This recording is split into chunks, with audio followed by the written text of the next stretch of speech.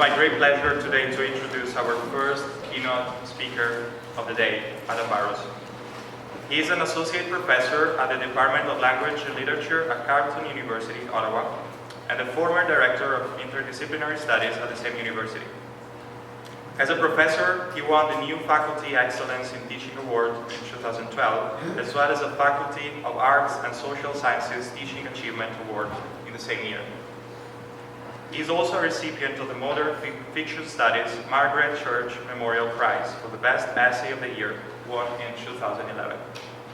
While his background is in the history of science, he moved to the study of literary discourses to the study of literary representations of time, and in doing this, he demonstrated the central role of time in the discourses of eco-criticism, globalization, and post-coloniality. His interests range from modernism and 20th century British culture to post-colonial studies, and obviously time and temporality. It is particularly because of this very last that we wanted to invite him from the beginning, while planning this beautiful event. His most recent essays were published last year, one for the Journal of Literary and Cultural Studies of Disability, titled Spastic in Time, Time and Disability in Kurt Vonnegut's Slaughterhouse-Five, and the second is a chapter of the book Time and Literature, published by Cambridge University Press, entitled Time and the Literature of Globalization. He wrote 2 books on literature and time, The Cosmic Time of Empire, University of California, 2011, and Time, Literature, and Cartography After the Spatial Turn, published by Belgrade, 2016. In the former book, he looks at the standardization of wartime as a crucial move in the globalization of imperial processes and policies, exploring the representations of Greenwich Mean Time and temporal standardization more generally in text, ranging from late Victorian adventure novels to the high modernist text, as well as South Asian novels. In that book, Barrows argues that it is possible and productive to rethink the politics of modernism through the politics of time. In his most recent book, Time, Literature, and Cartography After the Spatial Turn, he moves beyond Greenwich to understand more generally the ways in which literature has given spatial form to temporal experience. Offering a sustained examination of the unexplored potentials of the spatial turn for reimagining the function of time in literature, he demonstrates the ways in which narrative temporality can mediate between the local and the global, the human and the non-human, among others.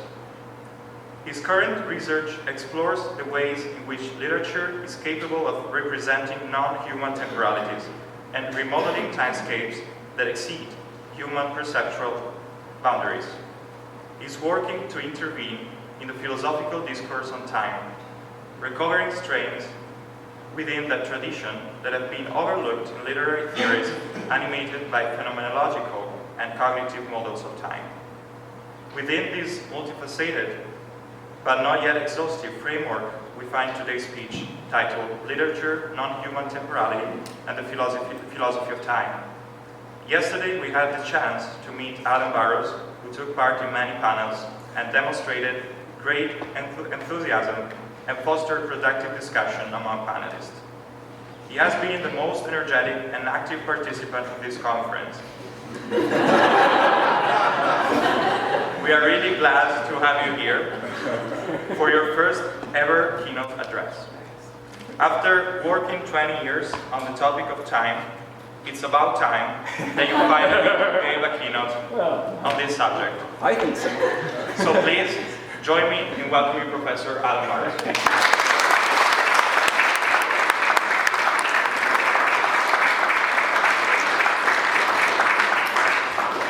I always take enthusiastic and energetic as a polite way of saying loud.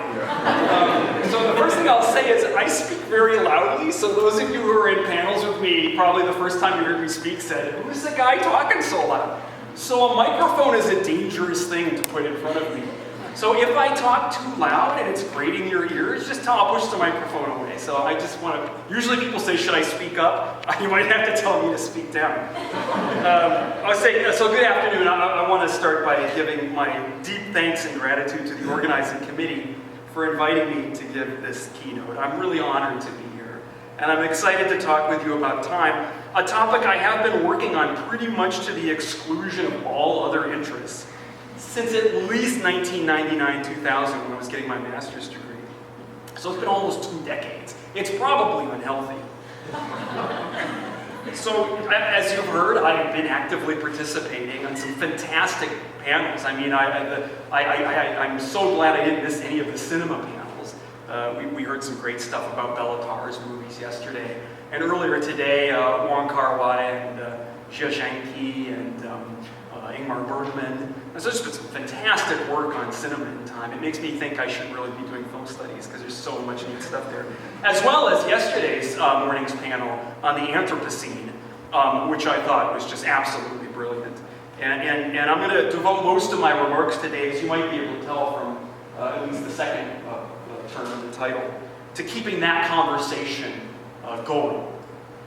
Because I've been thinking a lot over the last few years about how critical work in the ecological sciences might give us new ways to approach time in literature and literary time. And by which I don't mean literary eco-criticism, I mean like practicing hard ecology science. I've been trying to read their textbooks and wrap my head around it. So as Gianmarco mentioned in his introduction of me, I published a book called The Cosmic Time of Empire in 2011, which began life as my Ph.D. dissertation. So it really can happen, your dissertation can turn into a book published by, well, no, not University of California Press anymore, because this series that it was in was UC Berkeley's attempt to get back into publishing literary criticism, which it hadn't done for a long time, and then they killed it a couple books later.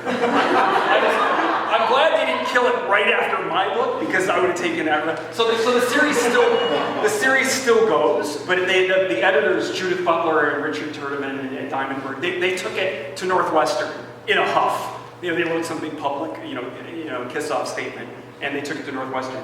So you can't get your book in literary criticism published anymore from UC Berkeley. They stopped doing it again. So anyway, I digress. That book is all about Greenwich, the Greenwich Meridian, global temporal cartography, and imperialism. It came about because I was interested in the fin de siècle British Empire and in time and temporality. And it struck me then, this was in the early 2000s, that not enough had been said about the relationship between the British Empire, the rise of globalization, and the global system of time standardization that made Greenwich the spatio-temporal zero point from which all time and space would go on to be measured and mapped with increasing precision. An early reviewer of The Cosmic Time of Empire suggested that the only problem with the book was the, quote, unwavering hostility its author seemed to have towards, quote, global time. He argued that I didn't give a very clear sense in the book of what realistic alternatives there might be to a Greenwich-based globalized time scheme in a post-industrial world. Now, both those observations were fair, if a bit imprecise. I'm certainly not hostile towards global time. I'm not hostile towards anything. I think literary criticism should always be an act of love and not an act of hate. I do acknowledge that there is a globe, and that globe is constituted by temporal processes. In fact, it's made up of many and various rhythmical processes and occurrences that inspire awe and wonder in me, but not hostility. I am suspicious. I was then, I am now, and I probably always will be suspicious, so that is unwavering, of techno-bureaucratic and military-industrial schemes to flatten and reduce all of global time to some easily measurable commodity that can be mapped out on a coordinated grid system. That worries me. I use GPS satellites to figure out where I am on that grid, just like the rest of you do. Come on, admit it. But it still worries me. I'm not hostile, but I'm worried. But this question, the second question in the review of what conceptual or practical alternatives to a world without globalized standard time might look like, has stuck with me. To a certain extent, it's an unfairly high bar to set for a literary critic. Surely we can be allowed to critique some aspect of capitalism without simultaneously having to bear the burden of providing a roadmap for a convincingly viable non-capitalist alternative. It's hard enough to get a monograph of literary criticism published in this market without having to deal with that in the peer review comments. But it struck me in pondering this question that alternatives to thinking about time and temporality in a non-globalized coordinate grid system have always been offered in creative literature. That poems, plays, stories, novels, and I have to say now films, have done more to expand our understanding of the depth and richness and variety of temporal relationships on Earth than any political scheme could. The creative art of shaping and representing temporality in literature is at a fundamental level opposed to technocratic processes of flattening and emptying out global temporal experience. One could argue that much of literary history has been a history of hostility towards time with a capital T. I'm stuck on that hostility thing. I really don't obsess about my reviews that much. I don't think you have. So a lot of literature is worried, let's say, about time in the way that I worry about time in some ways. That kind of time has long seemed a natural antagonist to literary endeavor. This is the lesson of, I'd say, almost all of Shakespeare's sonnets, which are constantly pitting his art forms against a crueler, more universal system of time that flattens, diminishes, reduces, and hollows out temporal experience, just as it threatens Shakespeare, the poet's lover, and his poems with death, decay, and obscurity. This is the capital T time of the first quartet of Sonnet 19 that burns the long-lived phoenix in her blood. Yet creative literature hasn't always just been grimly facing off against time. It can also work to deepen and expand our sense of how time works, its unpredictability and irrationality, our idiosyncratic relationship with its processes and manifestations. It seemed to me, again, thinking in terms of alternatives to global standard time, that at least in regards to human time, the time that humans live and experience, creative literature has been especially adept at representing complicated and multiform rhythmic experiences and temporal perceptions that push at the limits of what can be captured in a global temporal grid. Experiences and perceptions that cannot be standardized or globalized, bound up as they are with intimate rhythmic processes at the level of the individual mind or body or local environment. So I've been careful to emphasize in that last paragraph that it is human time that has been clearly enriched and complicated by the last 400 or 500 years of the Western literary tradition. But what about non-human temporalities? Surely, unless one adheres to the most extreme form of philosophical idealism in regards to time and temporality, and many do, which I'll go on to talk about at length, one would have to acknowledge that there are a multitude of heterogeneous temporal experiences that are outside of the human and human perception. That animals and insects relate to time and to temporal cycles and events on our planet. That the universe itself, beyond our planet and outside of our perception, experiences temporal rhythms and processes.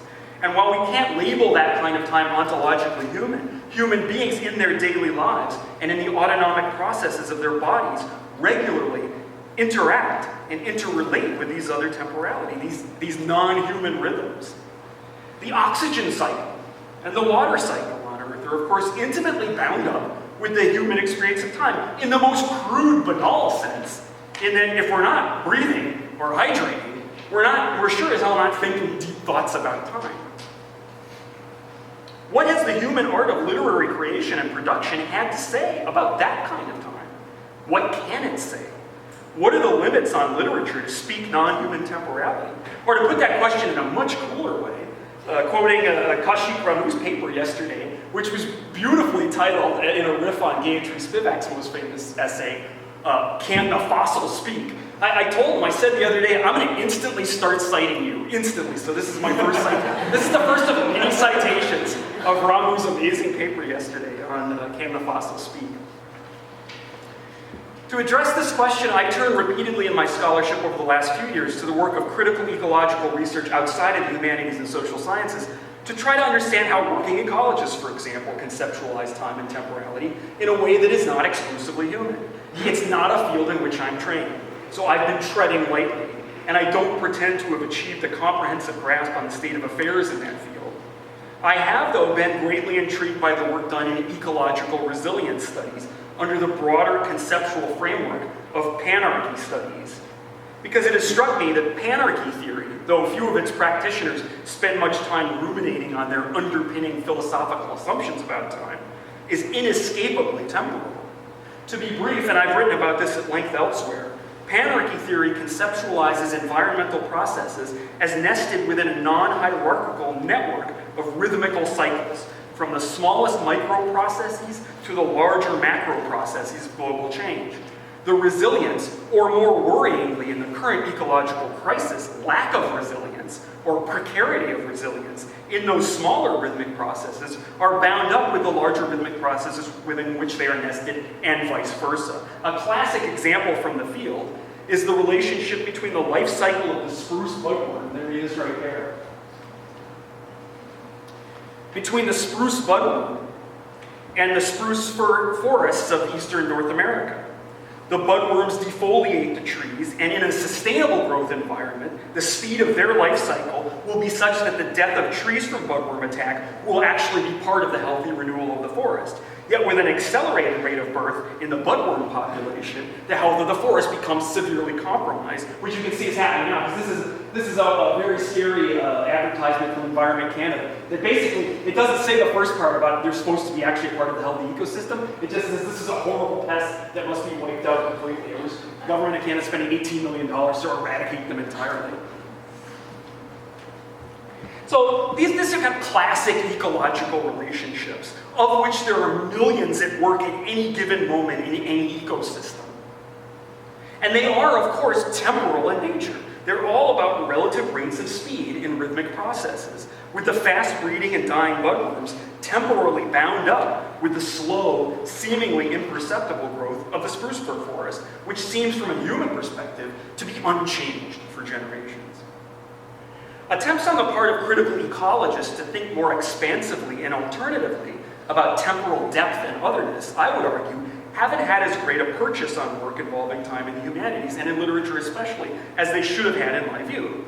This is because there are some deep-seated philosophical and methodological impediments to doing that kind of work that first need to be sorted out.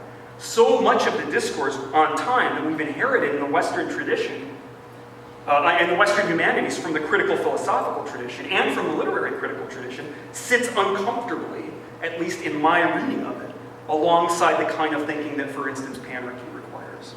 We can't simply graft alternative ontological conceptions of non-human time onto the work we're currently doing without first tracing back our intellectual lineages and sorting out some of those incompatibilities.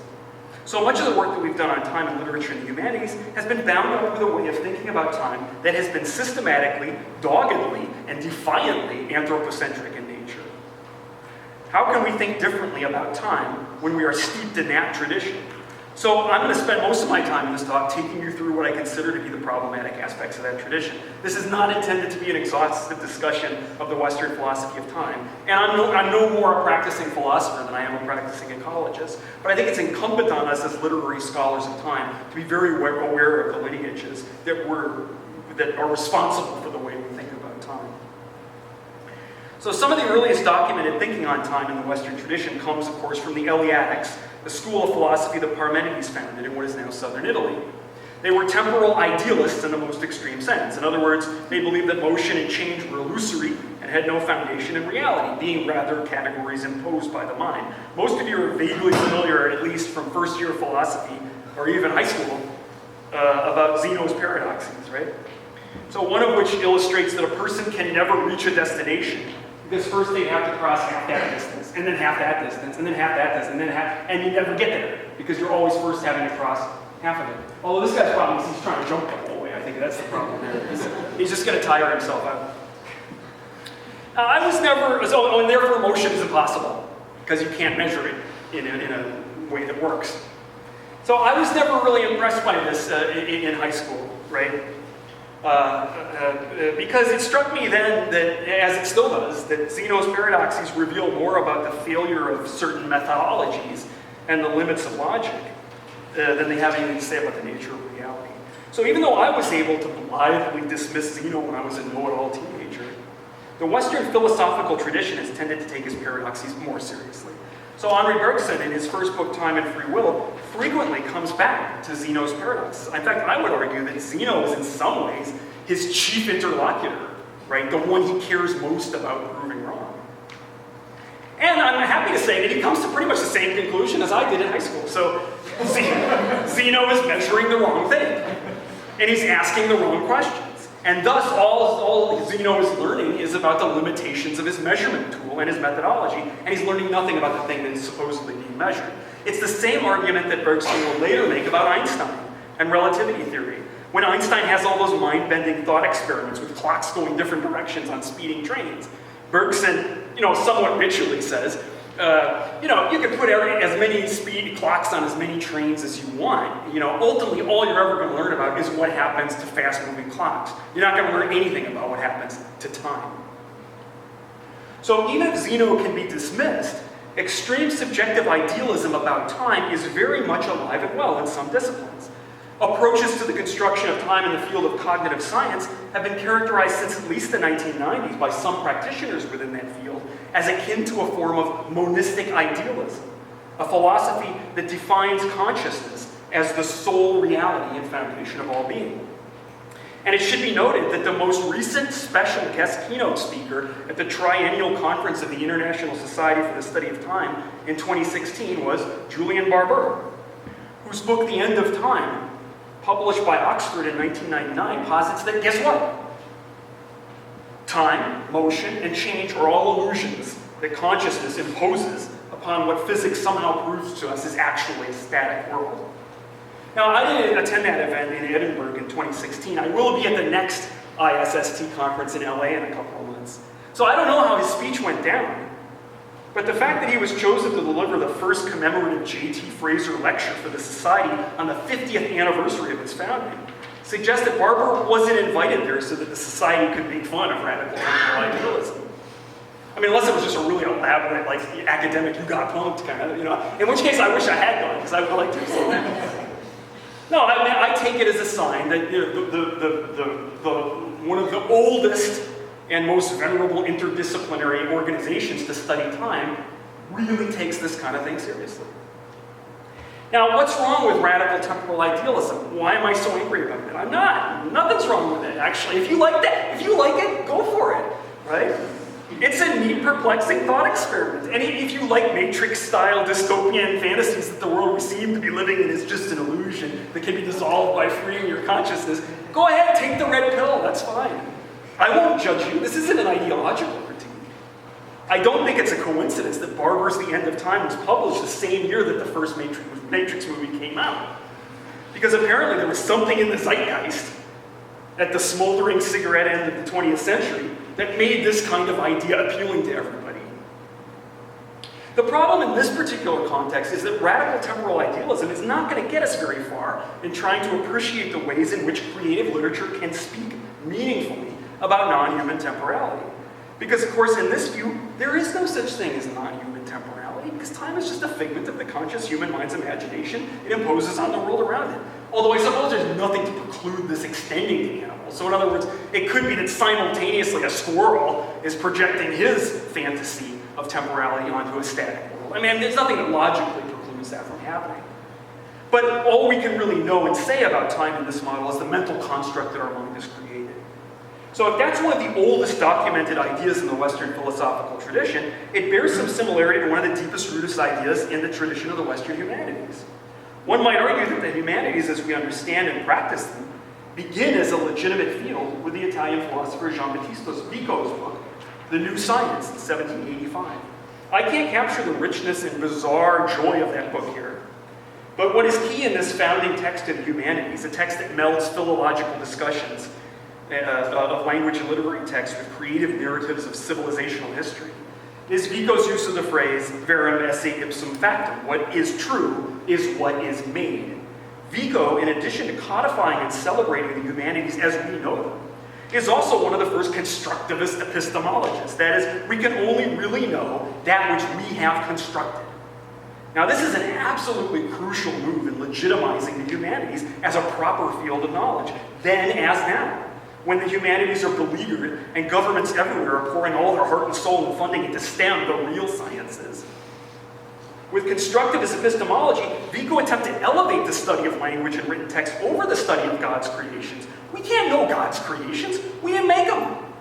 Therefore, STEM is actually always fighting a losing battle. We can only really know that which we have created. And like it or not, what we created is the subject of the humanities. So there. Now, I have a lot of sympathy for this idea, and I'm not trying to suggest this is simply equated. You can just equate this with the kind of radical idealism I've been talking about. But I do think it puts the humanities in a similar quandary as does philosophical idealism in regards to its ability and capacity to understand and represent non-human forms of temporality. We didn't make that time, so we can never know it, study it, or relate meaningfully to it. Maybe it's because I'm a late arrival to the humanities. As Gianmarco said, I have a Bachelor of Science. So I'm less convinced that the knowledge capacities of the humanities and the natural sciences have to be so epistemologically distinct from one another. I believe that ecologists can find something out about the world they found themselves in. And I think if they can do it, well, we can do it too. So returning to Zenos Paradox, in addition to the perils of radical idealism I've discussed, another issue with them that will linger perhaps even more persistently in the philosophical discourse is that of measurement as the key methodological problem in thinking about time. Clearly, the Eleatic approach to time begins and ends with an attempt to measure it, divide, subdivide it, chart it, and manipulate it. The paradox arises not in the walker being unable to reach his or her destination. The paradox arises in the observer being unable to rationally measure the thing. That's the great frustration. Why can't I measure it? This strikes me as, in some sense, the original sin of Western temporal discourse.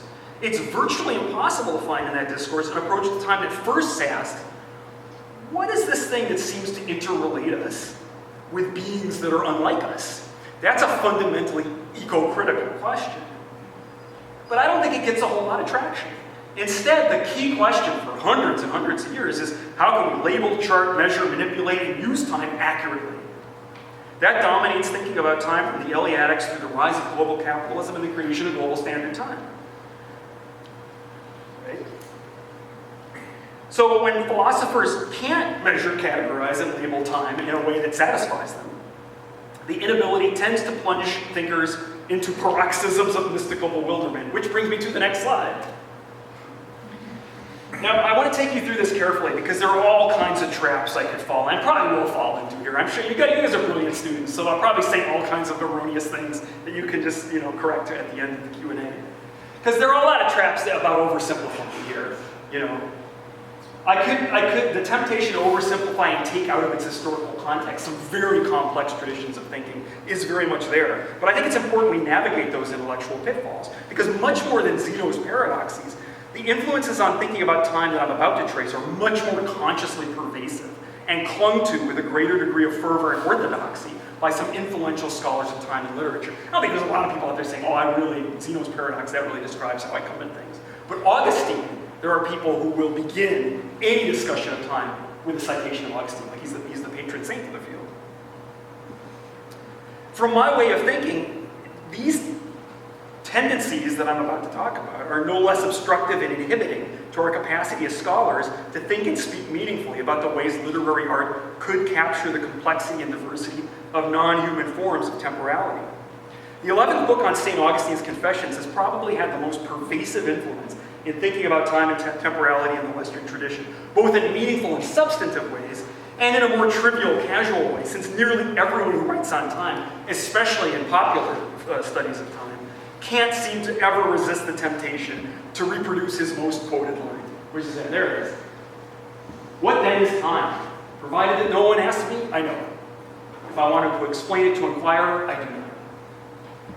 That's the profundity that has launched 1,000 ships in time scholarship. For the record, I've never once been tempted to quote in 10 years of writing about time. Never, this is the first time. You're a privileged audience, this is the first time you get to hear what I have to say about this. Let's think about this for a moment. It's usually taken as a profound insight into the fact that there is something inherently paradoxical about time. That time is internally riven by what Paul Ricoeur, who depends very heavily on Augustine to articulate his time and narrative, which I'll get to in a minute. What Paul Ricoeur will go on to discuss as time's aporias its logical disjunctions and irresolvable contradictions. But is that what Augustine means? That there is something inescapably aberratic about time? Usually it's the second half of that observation that gets all the attention. Because again, it echoes an argument we're already familiar with from the Eleatics. Right? Motion seems real until you have to measure it. Time seems real until you have to define it. But I would argue that the first half of Augustine's observation is equally important to him in the Christological tradition within which he's working. He knows confidently what time is, until he's asked to explain it in language, and then it all falls apart. It's important to note that Augustine considers questions about definitions. Closing paragraphs of Book 11, Augustine describes questions about time that erode confidence in God's eternal being to be akin to that of a disease. You are my eternal Father, he writes, but I am scattered in times whose order I do not understand. The storms of incoherent events tear to pieces my thoughts until that day when I flow together to merge into you. Then shall I find stability and solidity in you. I shall not have to endure the questions of people, really like himself, who suffer from a disease which brings its own punishment and want to drink more than they have the capacity to hold, which is a cue for me to drink.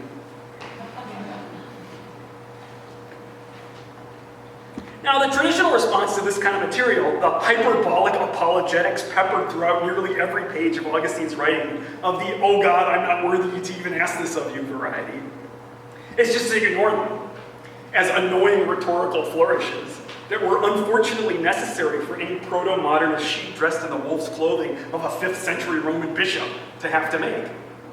In other words, Augustine is secularized and modernized by the Western philosophical tradition, which wants to keep for its own purposes Augustine's questioning about the measurement and definition of time, but wants to reject the Christological context, which for Augustine animated, legitimized, and contextualized those very questions of measurement and definition that have become so crucial to the secular philosophy of a time that is riven by irresolvable aporias.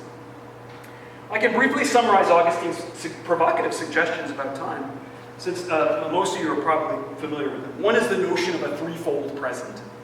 That is, the future and the past that we so confidently feel to exist when we aren't questioning about them fall apart upon closer examination. The future isn't real because it only exists in our anticipation of it. And the past isn't real because it only exists in our recollection of it.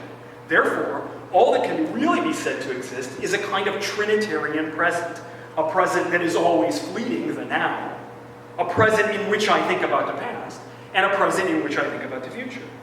And that thinking is crucial because, and this is point 2, Augustine, ostensibly lending the entire fields of phenomenology and cognitive science their origin stories, suggests that if time is that threefold present, where else could it be but in the mind? And so the study of time becomes, ipso facto, it's the study of the mind.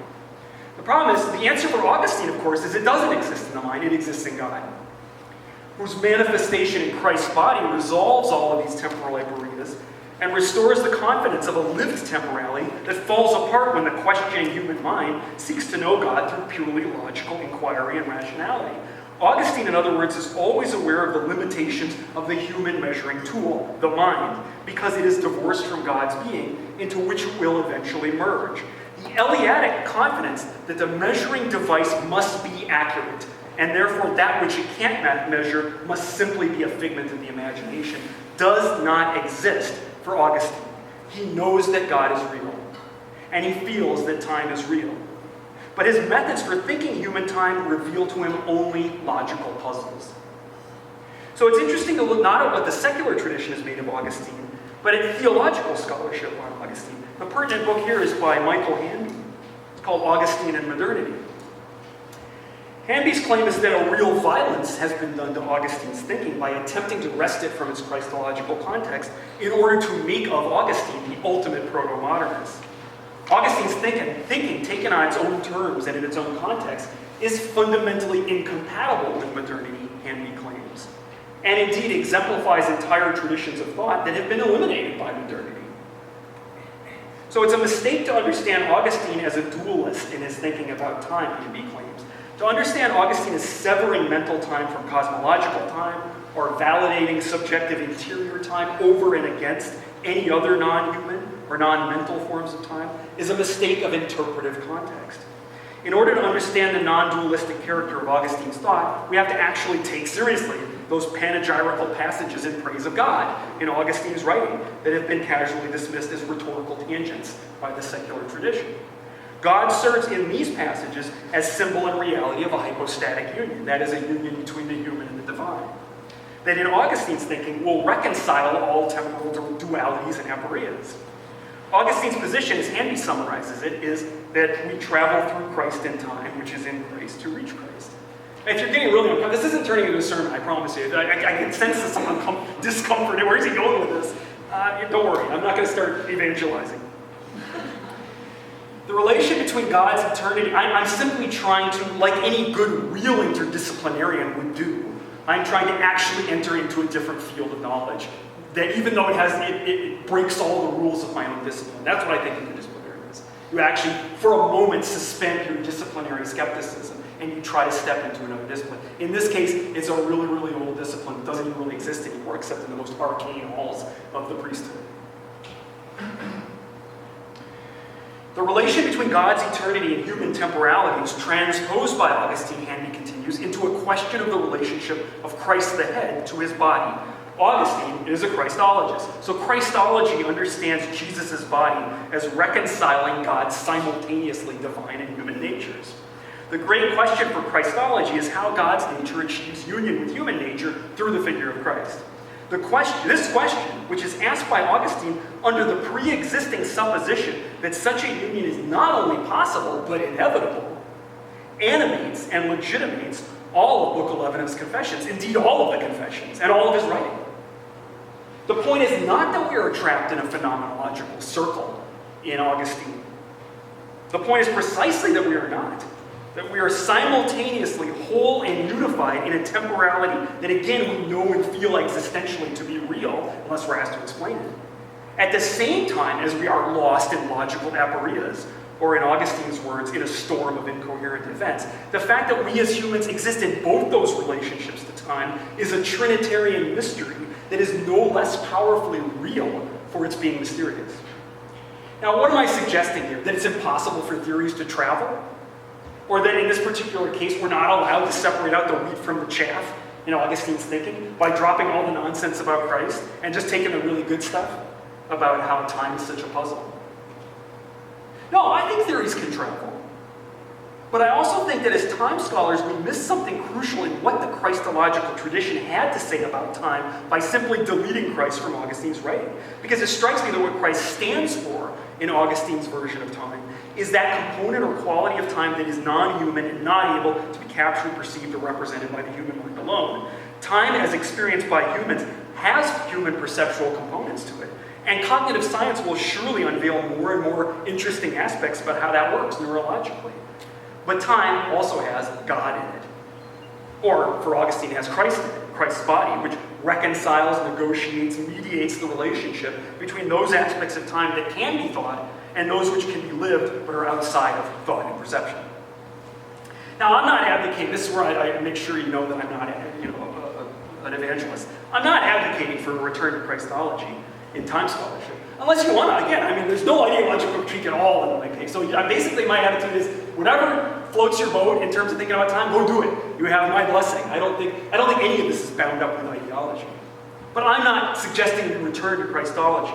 I'm suggesting that philosophies of time in the Western tradition, by willfully misreading Augustine and his context, have taken a dangerous swerve away from theorizing time as something that is not the sole exclusive property of the human mind. In refusing and refuting time outside of human memory, perception, and representation, we lose the will and desire to find ways to relate our limited, partial, and often distorted human perceptions of time to other forms of temporal process, existence, and experience. We leave out, to use the sociologist Barbara Adams' evocative term, the timescapes within which we live, but which we did not exclusively create. So Barbara Adams was the founding editor of the journal Time and Society and an eminent sociologist of time. She's retired, not dead. Don't mistake my use of the past tense. She's retired. She's still alive. She's not writing anymore. So I don't mean to suggest that Barbara Adam hasn't been influential in the field of sociology. For sure she has. And Time and Society goes on in their new editorship. I do think, though, that Adams' fantastic, in my view, idea of the timescape never really caught on in the humanities to the extent that I think it should have. Partly, I think this is because when she introduces the concept in her 1998 book, Timescapes of Modernity, The Environment and Invisible Hazards, she does so in a way that is defiantly anti-theoretical. Because she's hoping to reach a wide, non-academic audience, to speak about for, to, and about, for instance, farmers with cattle suffering from bovine spongiform encephalopathy. Remember, this is late 90s, so mad cow disease, and she's in Wales. So mad cow disease is the big ecological crisis of the day. So she wants to actually speak to farmers. I mean, really, it's a little too dense for that. But the gesture she makes is she's not going to use any theory speak, no philosophy speak. She's going to give it straight. And so she makes it a special jab at Derrida. As cultural theorists, he says, such as Jacques Derrida and his followers, produce ever less accessible theory, I want to move in the opposite direction. The more complex the ideas to be presented, the more accessible needs to be the form in which that story is told. Now, in the late 1990s, you don't make friends and influence humanities scholars by dissing on Papa Jacques. You know what I mean? You just don't, or making a virtue of rhetorical simplicity. Didn't most of you a little bit cringe? Some of you in the audience were like, yeah, you stick it to them. And some of you just cringe, right? Because we don't really like that. Like, I'm not going to use those big theory words, right? Especially not at the Center for Comparative Literature. So you can see why this is off, but she introduces this great idea, but then kind of, loses ground with people like us, let's say. But I think Barbara Adams' idea of timescapes is actually potentially a really rich one theoretically, and could be understood not as just an anti-theoretical rejoinder to the whole philosophical tradition I've been summarizing, but actually as a concept that does revisit and recuperate some of the lost or willfully misread strains within that tradition. Certainly, Adam thought of the timescape as a concept involving the engagement of the imagination alongside other organs of perception. To think and speak in terms of timescapes was for Adam a kind of aspirational ideal for how we could conceive of time outside of Newtonian coordinate systems or units of economic profitability. A timescape perspective, she writes, stresses the temporal features of living. Through timescapes, contextual temporal practices become tangible. Timescapes are thus the embodiment of practiced approaches to time. Adam endeavors to relate our mental perceptions of time to other temporalities in life. The time frame of any understanding, she writes, is implicated in what we see. The temporalities of life, change and rhythmicity, timing and tempo, speed and intensity, duration and succession, combine as a seamless whole with our temporal perspective. Now, there are clearly some issues there, right? Particularly in the choice of the verb to see. You see that it's implicated in what we see. Because actually, Adam goes to great lengths at showing us in the book's introduction how you need to contrast timescapes with spatial landscapes, which glorify the eye as the organizing organ of perception. So I think that's just honestly just a bad word choice there. I don't think she literally means to see. In fact, she's very adept at showing us how our bodies often relate to larger temporalities in ways that are invisible to us. We, alongside most other living beings, are constituted by a multitude of circa rhythms. These rhythms range from the very fast firing of neurons to the heartbeat, from digestive to activity and rest cycles, and from the menstrual cycle to the larger regenerative processes of growth and decay, birth and death. These internal and species-specific rhythms, moreover, pulse in synchrony with the rhythms of the cosmos. She always almost has me and then uses a really bad word choice. So we might have an issue, for instance, with this idea of synchronous pulsation with cosmic rhythms, just as we might have a similar problem with the adjective seamless from the previous quote. Since any kind of temporal totality could hardly be seamless, Augustine's meditations on mental time's inherent contradictions were worth something, and you can't just wish them away. Nor can we wish away the seams and arrhythmias between the temporal foundations of economic rationalism or liberal democratism and the temporal processes of environmental regeneration and renewal that have been ruptured by the environmental devastation industrial modernity has wrought. If one begins to analyze temporal rhythms, particularly in modernity, as did Henri Lefebvre in his late work Rhythm Analysis, one begins to note more asynchronicities, fractured rhythms, and contesting and competing temporalities than one notices seamlessly synchronous pulsations. But still, what I like about Adam's idea of the timescape as a rhythmical assemblage of temporalities, ranging from the smallest to the largest, from the human to the cosmic, from the most visible to the least visible manifestations, is that, well, A, you could probably tell it echoes quite well with the panarchy theory as I understand it, but also that it puts the burden on the human imagination to find ways to break out of a more blinkered and limited fixation on human cognitive or linguistic paradoxes as the only means of speaking about, representing, or narrating temporality. It's an explicitly ecological challenge, and it requires creativity, a necessary leap of the imagination, as Adam writes. It is, in other words, a creative artistic act to try to reproduce a timescape as a painter might try to reproduce a landscape. Since we have no sense organ for time, Barbara Adam writes, we need, even more than for the landscape perspective, the entire complement of our senses working in unison with our imagination before we can experience its workings in our bodies and the environment. Insofar as the humanities are concerned with studying the art of human imagination, then it is the business of the humanities to study and work in terms of timescapes. Now, one possible rejoinder, obviously, to Adam's invocation of the imagination as a kind of supplement to the limitations of our bodily senses in interacting with timescapes, is the argument that any act of imagination just puts us right back in the middle of the paradoxes, incoherencies, and aporias of logical thought about time.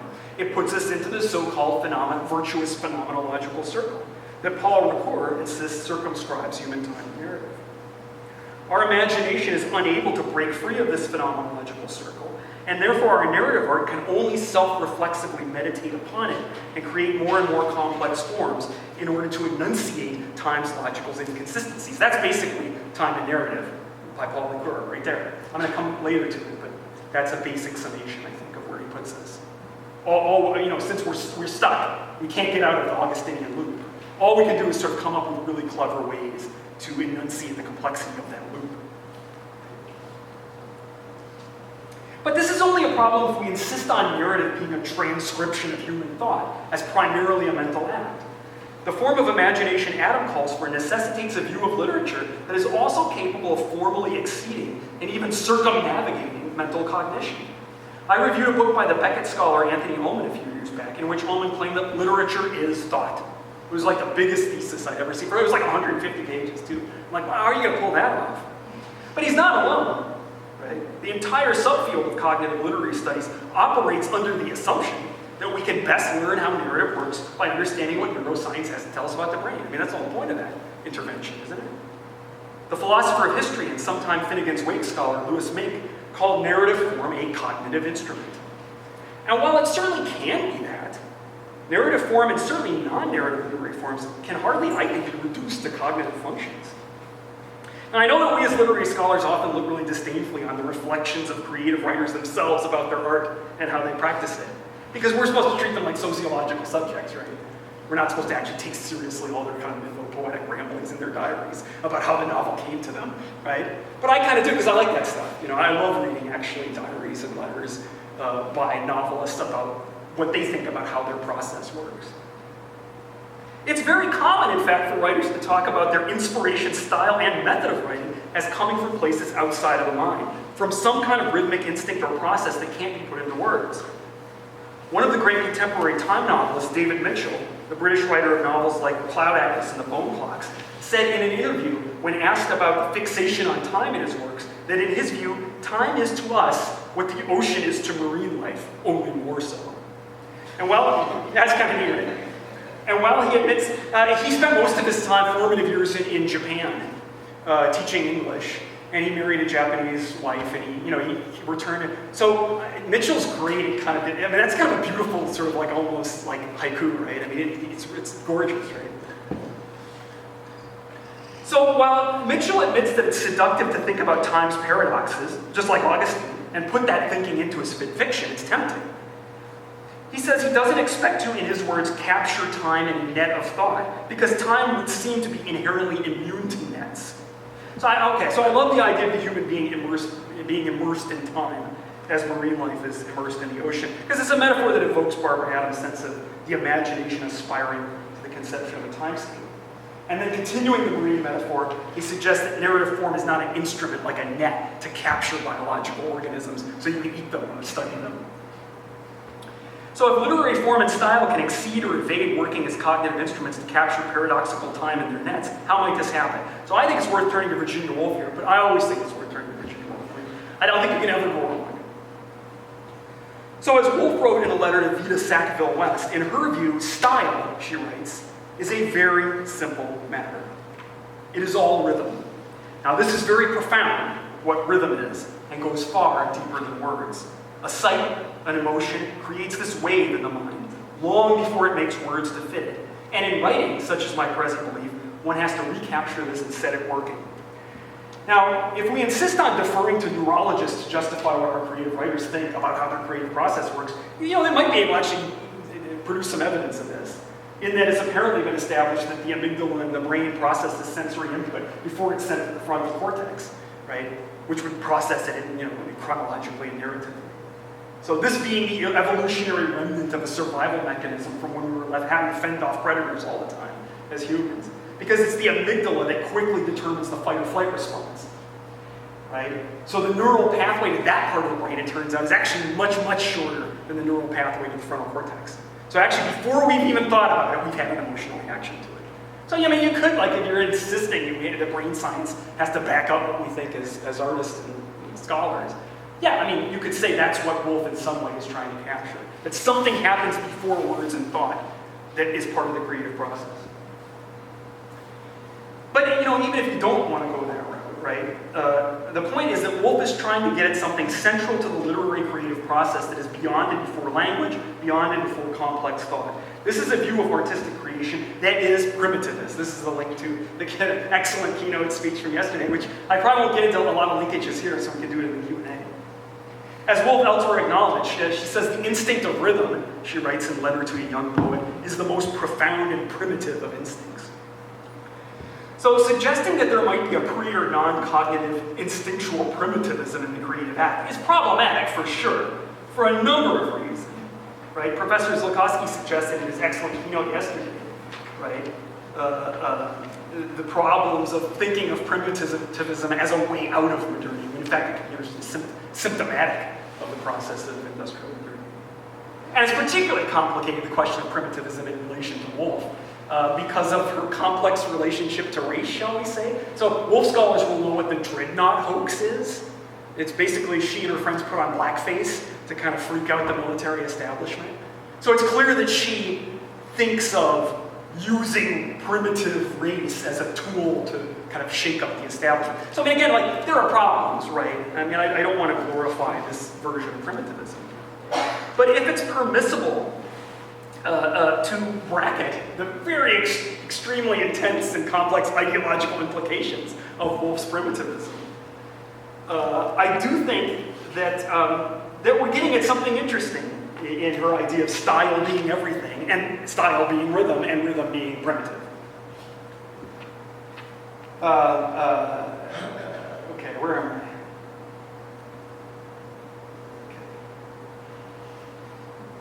I gotta take it. I was worried that I wrote too much, which I think I did. And so I've got all these look at this page, and you can see it from here. I've got so many X's, and I don't know, where the hell am I supposed to go next? I don't know. I know, here we go. So Woolf's primitivism in the creative process requires thinking of time as not something that just happens in the mind, but as something in a way that permeates, regulates, and animates the body. The entire body of all animals, which of course we are animals. Thinking with, through, and about the entire body in time, and not just the mind, was a crucial move for Barbara Adam in her desire to think in terms of timescapes. Nature in general, she writes, and the body in particular, are intensely temporal, characterized by aging and growth, creativity and self-renewal, periods of intense activity interspersed with times of calm. Many of these processes happening at the molecular or cellular level are largely invisible to us, until and unless they manifest symptomatically through ill health or disease.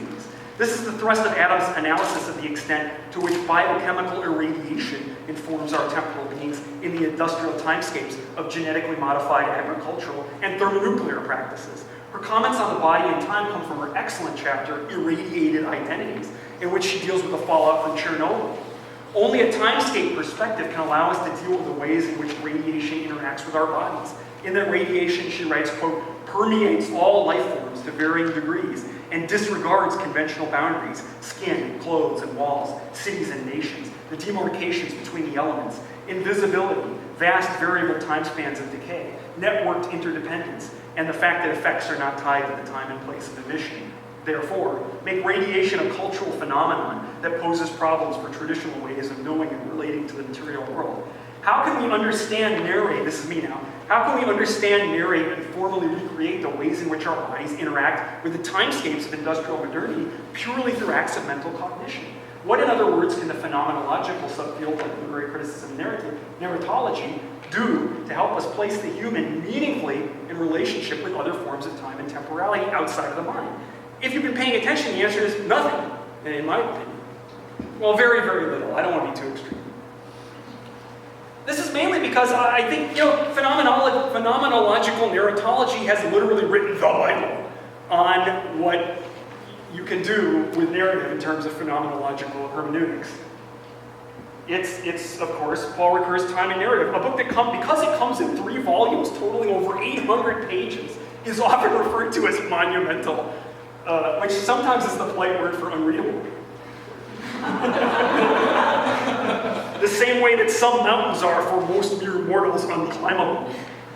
I would wager to say after 20 years of reading and writing criticism on time and literature, I've observed that Ricoeur's monumental 3-volume, that's like I'm energetic, just means I'm loud.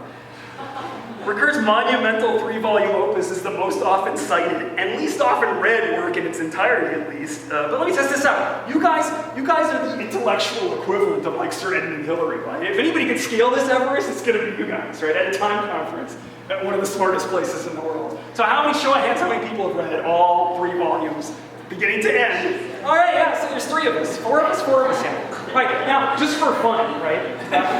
How many in the room have read all 7 volumes of In Search of Lost Time, Remembrance of Things Past, a la Recherche de Temps Perdu? So that's about the same. Now, if you have the rest of the audience, who your hands were down the whole time, pick the second one first.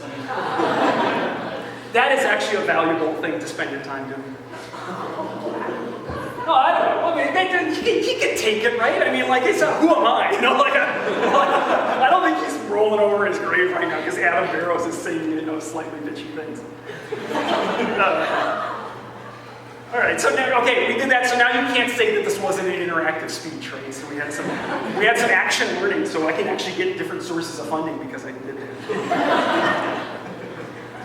So for those of you who haven't read this thing, all you have to do, all anyone ever does is cite the same sentence, which is the thesis. And honestly, that's all you ever get in time criticism. Just like everybody cites the Augustine thing, everybody cites the sentence. Here it is.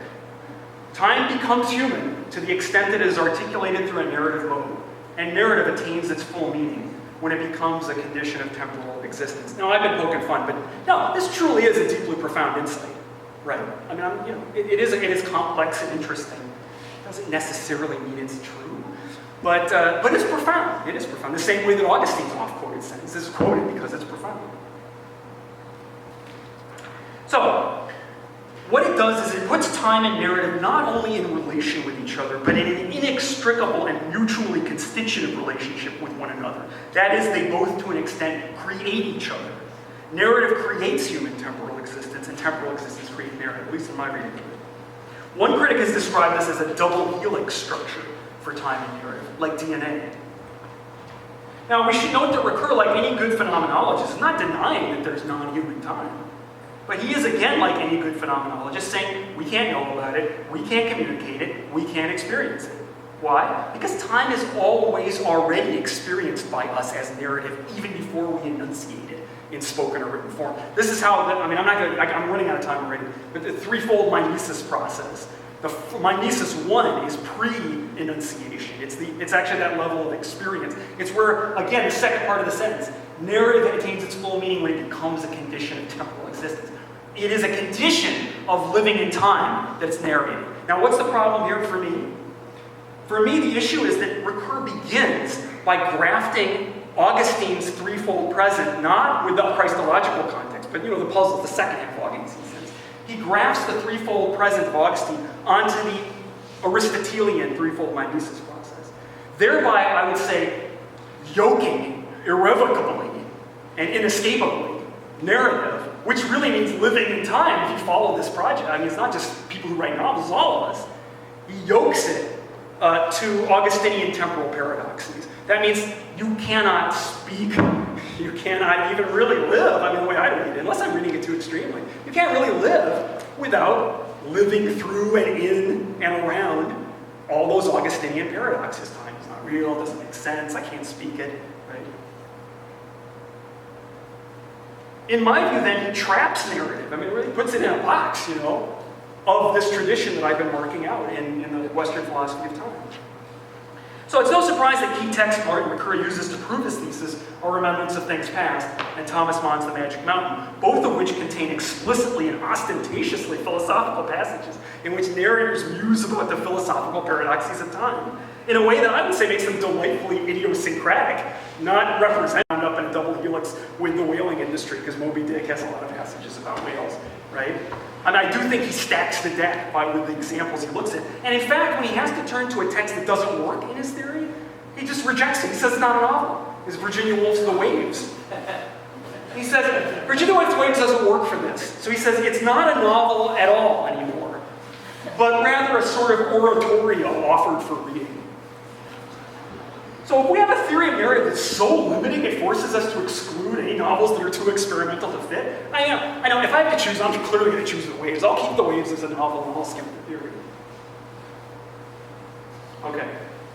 I want to have time for Q&A, so I'm going to skip everything until... You were right, damn it, they were right. You were right at dinner last night. They said, you're never going to make it through all this. No, I talk really fast. It's cool. I can do it. All right, so I'm just going to end with Virginia Woolf. Yeah, why can't I want to get back in the slideshow. Here it is. Okay. All right, I'm just going to skip to Virginia Woolf and skip all the other stuff I was going to talk about. It doesn't matter. It's not important. Okay, so we're going to end with. Can somebody help with this? Because I want to keep talking, but I don't want to. Can you just get me back 3 or 4 slides to where the beginning of Virginia Woolf stuff? Okay, so. I'm going to leave us manifestation of temporal process in animals or elsewhere. We might turn to Woolf to best find the arrogance of that distinction between humanity and its others challenged. In 2 of her great early short works, The Mark on the Wall and Kew Gardens, Woolf interrupts the laborious philosophical chatter of human consciousness with the being and temporality of a garden snail. So that's why I'm calling it her snail literature. The 2 short pieces both appeared in her 1921 collection, Monday or Tuesday, a title that wonderfully captures Woolf's characteristic indifference, or at least ambivalence, towards calendrical specificity. In fact, both short pieces involve humans attempting to locate themselves in time, either by determining the date, or by thinking about their relationship with past events, or by working out the implications of the present moment. So far, so phenomenological. The humans in Woolf's world seem to be wistfully and sometimes turgidly working their way through Augustinian temporal paradoxes that Woolf treats with detached and painterly irony. Throughout Kew Gardens, she mimics and distorts the often toneless and monotonous human voices and their chatter, which degenerates into nonsensical iterations that dissipate and recongregate, as she writes, into a pattern of falling words. It's a little extreme reading. The humans also say some really beautiful things. So I mean, it's not all chatter. There's literal chatter. It's translated in just nonsensical repetition of meaningless words. Amidst all of this human cogitation among the distracted visitors to the Royal Botanic Gardens, hardly any of whom were commenting on anything in the garden in front of them. Woolf's narrator continues to make analogies between them and the insects whose movements make up much of the action of the short piece. The people make irregular movements not unlike that of the white and blue butterflies, we're told. And those irregular patterns of the humans happen in counterpoint to a snail whose peregrinations, setbacks, and interactions with other life forms and natural processes make him, her, it the closest thing to a protagonist we have in this short story. Kew Gardens is Woolf's attempt to paint us a timescape with words that, as much as words possibly can, at least aspire to evade the temporal aporias of human consciousness by establishing temporal patterns, rhythmically, syntactically, stylistically. If Kew Gardens exemplifies the timescape, its companion snail piece, The Mark on the Wall, offers a kind of theoretical meditation on how the representation of timescapes becomes possible. In the process of trying to identify, evaluate, measure, and manage a mysterious mark on the wall that turns out in the punchline of the piece to be a garden snail climbing up that wall. Woolf's narrator is led down a meandering thought process that climaxes with her imagination of what it feels like to have the consciousness and sensory perception of a tree. This is just a great quote I'm just reading. I like to think of the tree itself. First, the close, dry sensation of being wood, then the grinding of the storm, then the slow, delicious ooze of sap. I like to think of it too on winter's night standing in the empty field, with all leaves close furrowed, nothing tender exposed to the iron bullets of the moon, a naked mast upon an earth that goes tumbling, tumbling all night long. The song of birds must sound very loud and strange in June, and how cold the feet of insects must feel upon it, as they make laborious progresses up the creases of the bark, or sun themselves upon the thin green awning of the leaves, and look straight in front of them with diamond-cut red eyes. This is expanded human consciousness, yes. I mean, I'm not saying she stopped being human in writing that.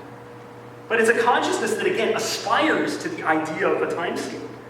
A consciousness that endeavors to evade linguistic nets that tether it to the limitations of a temporal philosophy more concerned with managing, owning, cultivating, and husbanding human temporal mastery.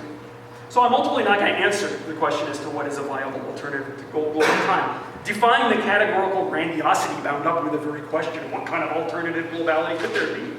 I'm going to leave you with something much more modest, yet the modesty of which conceals innumerable worlds of time, tempo, duration, and scale. I'll leave you with Virginia Woolf's Snail. Thank you.